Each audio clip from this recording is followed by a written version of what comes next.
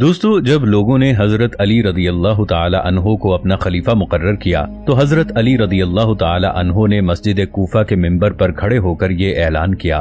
اے لوگو، میرے فرما روا ہونے سے پہلے اگر مجھ سے کچھ علم لینا چاہتے ہو تو میں حاضر ہوں۔ تب عرب کے 10 بڑے بڑے عالم حضرت علی رضی اللہ عنہ کے علم کو جھوٹا ثابت کرنے کے لیے ان کے پاس آئے اور متکبرانہ انداز میں گویا ہوئے: اے حضرت علی رضی اللہ عنہ، تم نے مسجد کوفہ کے منبر پر کھڑے ہو کر یہ دعویٰ کیا ہے، اگر کوئی آپ سے جس طرح کا چاہے مرضی سوال کرے آپ اس کا اپنے علم کے مطابق بالکل درست جواب دیں گے۔ حضرت علی رضی اللہ تعالی عنہ نے ارشاد فرمایا: اے عرب سے آنے والے معزز مہمانوں،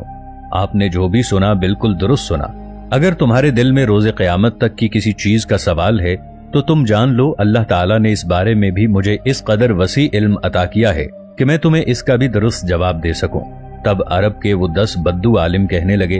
کہ ہم تم سے ایک ایک کر کے سوال کریں گے،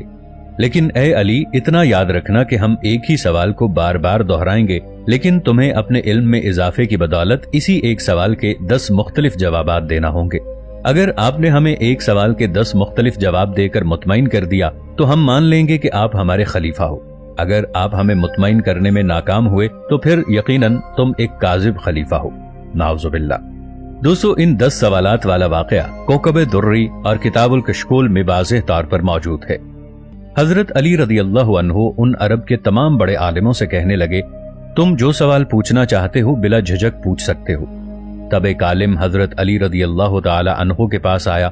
اور اپنا سوال عرض کیا کہ اے حضرت علی رضی اللہ تعالی عنہ، ہمیں بتائیے کہ سب سے بہترین چیز کون سی ہے، علم یا دولت؟ حضرت علی رضی اللہ تعالی عنہ فرمانے لگے: بلا شبہ اس میں کوئی شک نہیں کہ علم کو دولت پر برتری حاصل ہے۔ تبھی وہ عالم عرض کرنے لگا کہ ہمیں بتلائیے کہ یہ کیسے ممکن ہو سکتا ہے کہ علم دولت سے بہتر ہے؟ حضرت علی رضی اللہ تعالی عنہ نے ایک حیران کر دینے والا جواب دیا کہ اے ابن آدم، اگر تم دولت کو خرچ کرتے رہو گے تو وہ ایک دن ختم ہو جائے گی، جبکہ تم علم کو جتنا خرچ کرو گے وہ اتنا بڑھتا جائے گا۔ یہی وجہ ہے کہ علم کو دولت پر فوقیت حاصل ہے۔ یہ سن کر پہلا سوال کرنے والا شخص بہت متاثر ہوا اور عرض کرنے لگا: اے حضرت علی رضی اللہ عنہ، آپ نے میرا دل و دماغ مطمئن کر دیا ہے۔ تب دوسرا عالم آگے بڑھا اور اس نے اپنا وہی سوال دہرایا کہ کیا علم بہتر ہے یا دولت؟ حضرت علی رضی اللہ تعالی عنہ فرمانے لگے: اے ابن آدم، اس میں کوئی شک نہیں کہ علم دولت سے بہترین ہے۔ تو وہ سوالی بھی یہ سوال کرنے لگا کہ علم دولت سے کیسے بہتر ہو سکتا ہے؟ حضرت علی رضی اللہ تعالی عنہ فرمانے لگے کہ اے اللہ کے بندے، ایک مال و دولت والے آدمی سے اس کی دولت چرائی جا سکتی ہے، اس کا مال چوری ہو سکتا ہے، مگر ایک عالم سے اور اہل علم سے یہ چیز چرائی نہیں جا سکتی۔ اسی طرح تیسرا عالم آگے بڑھا اور اس نے اپنا وہی سوال دہرایا کہ اے حضرت علی رضی اللہ عنہ، ہمیں بتائیے کیا علم بہتر ہے یا مال و دولت بہتر ہے؟ حضرت علی کرم اللہ وجہہ نے جیسا کہ پہلے ان 2 آدمیوں کو جواب دیا تھا اس کو بھی یہی جواب دیا: بے شک علم دولت سے بہتر ہے۔ تبھی وہ آدمی کہنے لگا کہ کوئی ایسی دلیل دیجئے جس سے میرا دماغ مطمئن ہو جائے۔ حضرت علی رضی اللہ عنہ ارشاد فرمانے لگے کہ جب آدمی مر جاتا ہے تو اس کی مال و دولت صرف اس کی اولاد تک محدود رہتی ہے۔ اگر کوئی علم والا مرے گا تو اس کا علم نہ صرف اس کی اولاد اور رشتہ داروں کے کام آئے گا بلکہ رہتی دنیا تک اس کا علم آگے بڑھتا رہے گا۔ چوتھا عالم حضرت علی رضی اللہ تعالی عنہ کی طرف بڑھا اور اس نے بھی یہی سوال کیا۔ حضرت علی رضی اللہ تعالی عنہ ارشاد فرمانے لگے: اے ابن آدم، انسان جب مر جاتا ہے اسے قبر میں اتارا جاتا ہے تو اس کے ساتھ اس کی دولت ختم ہو جاتی ہے اور رفتہ رفتہ وہ سب کے ذہنوں سے مٹنا شروع ہو جاتا ہے، جبکہ ایک عالم جو علم رکھتا ہے مرنے کے بعد بھی اس کا علم زندہ رہتا ہے اور اپنے علم کی بنا پر وہ لوگوں کے ذہنوں میں اور کتابوں میں ہمیشہ زندہ رہتا ہے۔ پانچویں عالم نے جب دوبارہ سے اپنا وہی سوال دہرایا تو حضرت علی رضی اللہ تعالی عنہ نے فرمایا: اے ابن آدم، دیکھنے میں سب سے زیادہ یہی آیا ہے کہ دولت مند آدمی کی اولاد بے انتہا بگڑی ہوتی ہے۔ زیادہ دولت ہونے کی وجہ سے وہ الٹے کاموں میں ملوث ہو جاتے ہیں، جیسے شراب نوشی، جوا اور دوسرے دیگر کام وغیرہ، جبکہ عالم کی اولاد نیک، نمازی اور فرما بردار ہوگی۔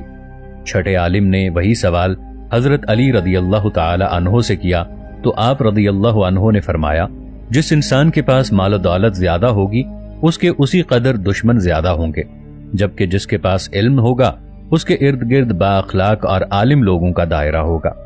7वें आदमी के सवाल करने पर हजरत अली रदी अल्लाह ताला अन्हो ने फरमाया, ए इंसान, तुम जान लो कि जिस इंसान के पास दौलत ज्यादा होगी, लोग उससे दोस्ती सिर्फ उसकी दौलत के लालच में आकर करेंगे। जैसे ही उस इंसान की दौलत खत्म होगी तो उसके लालची और मतलबी दोस्त उसका साथ छोड़ देंगे, जबकि एक इल्म वाला इंसान जो आलिम होगा उसके इर्द गिर्द अहबाब का हल्का बढ़ता ही जाएगा, और ये सब उसके इल्म की बदौलत होगा। 8वें आलिम को जवाब देते हुए हजरत अली रदी अल्लाह ताला अन्हो ने फरमाया कि दौलत ने तो फिरौन का भी अहाता किया हुआ था, और ये फिरौन की मीरास है,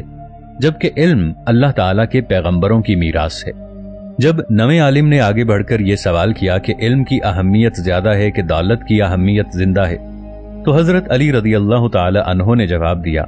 ऐ इब्ने आदम, अगर एक इंसान के पास बहुत ज्यादा दौलत आ जाए कि उसका कोई हिसाब किताब ना हो, तो वो इंसान अपने आप को खुदा समझने लगता है। गुरूर और तकब्बुर उसकी तबीयत का हिस्सा बन जाता है। लेकिन जिस मोमिन के पास अंबिया की तरह इल्म होता है, उसे बेशक हजरत इब्राहीम अलैहिस्सलाम की तरह जलती हुई आग में डाल दिया जाए तो फिर भी कहता है कि मेरा खुदा एक है, और मेरा खुदा बेशक अल्लाह वहदहू ला शरीक है। 10वां आदमी निहायत गुरूर और तकब्बुर के साथ सवाल करने के लिए हजरत अली रदी अल्लाह अन्हु के पास आ खड़ा हुआ और पूछने लगा कि मुझे भी बताइए कि इन दोनों में से ज्यादा कीमती दौलत है या इल्म की अहमियत ज्यादा है। हजरत अली रदी अल्लाह अन्हु ने इरशाद फरमाया, उस आदमी को देखकर मुस्कुराए और निहायत नरमी और आजिजी से कहने लगे, ऐ इब्ने आदम, जब एक इंसान दौलत हासिल करने के चक्कर में लग जाता है तो हलाल और हराम की तमीज भुला देता है, और ये चीज उसे शैतान के बहुत ज्यादा करीब कर देती है। जबकि एक आलिम जो इल्म हासिल करता है, अल्लाह की राह पर चलता है, तो वो इल्म इंसान को अल्लाह के बहुत करीब कर देता है और उस इंसान में आजिजी और इनकिसारी आ जाती है।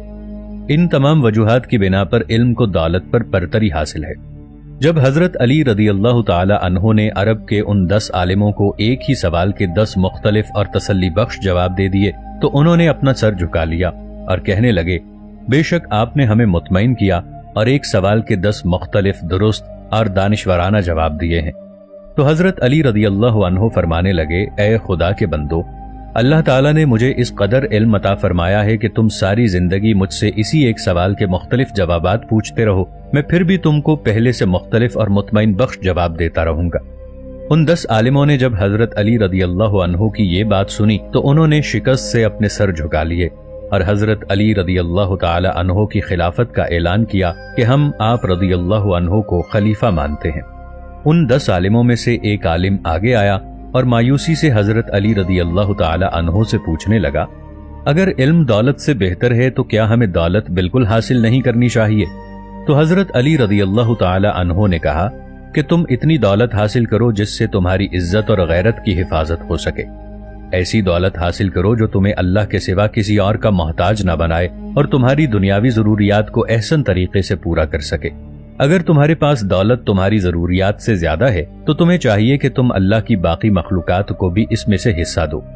अल्लाह ताला ने कुरान मजीद में भी ये इरशाद फरमाया है कि ए ईमान वालो, जान लो तुम्हारा माल, तुम्हारी औलाद इस दुनिया में तुम्हारे लिए एक आजमाइश है। कहीं ऐसा न हो तुम्हारा माल और तुम्हारी औलाद तुम्हें अल्लाह की याद से गाफिल कर दे, और फिर जो ऐसा करेंगे वही क़यामत के दिन हमेशा हमेशा का नुकसान उठाने वालों में से होंगे। और जान लो कि क़यामत के दिन ना ही तुम्हारा माल और ना ही तुम्हारी औलाद तुम्हारे कुछ काम आएगी, इसलिए तुम्हारा हकीकी माल वही है जो तुम दुनिया में कमाओ और आखिरत में भी तुम्हारे काम आए। अल्लाह ताला हमें इल्म हासिल करने और रिज़्क़ हलाल कमाने की तौफीक अता फरमाए। आमीन।